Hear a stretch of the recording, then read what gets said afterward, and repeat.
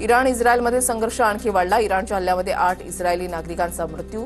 बीरशेवा शहरामध्ये झालेल्या हल्ल्यामध्ये इमारतींचं प्रचंड नुकसान। इराणकडून इस्रायलवर क्षेपणास्त्र हल्ले। इराणच्या सैन्य तळांवर झालेल्या हल्ल्यानंतर इराणच्या हल्ल्यामध्ये इस्रायली शहरातील इमारतींचं मोठं नुकसान। इराण आणि इस्रायलची युद्धविरामाला सहमती। अमेरिकेचे राष्ट्राध्यक्ष डोनाल्ड ट्रम्प यांची घोषणा। 24 तासानंतर 12 दिवसाच्या युद्धाचा शेवट होणार। डोनाल्ड ट्रम्प यांचं ट्विट।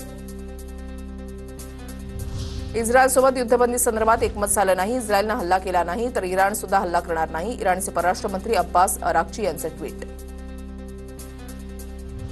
ट्रम्प यांच्या युद्धबंदीच्या घोषणेनंतर इस्रायलकडून इराणच्या मिसाईल लॉन्चरवर हल्ला। इस्रायलनं तेहरानवर शेकडो मिसाईल्स टाकल्या।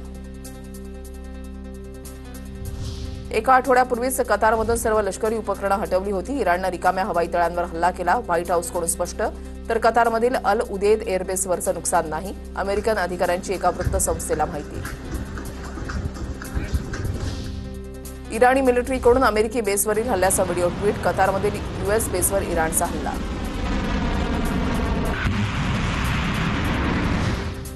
इराणनं केलेल्या हल्ल्याचा कतारकडून निषेध। संरक्षण दलानं हा हल्ला हाणून पाडला। कतारच्या सैन्य दलाकडून अधिकृत माहिती जारी।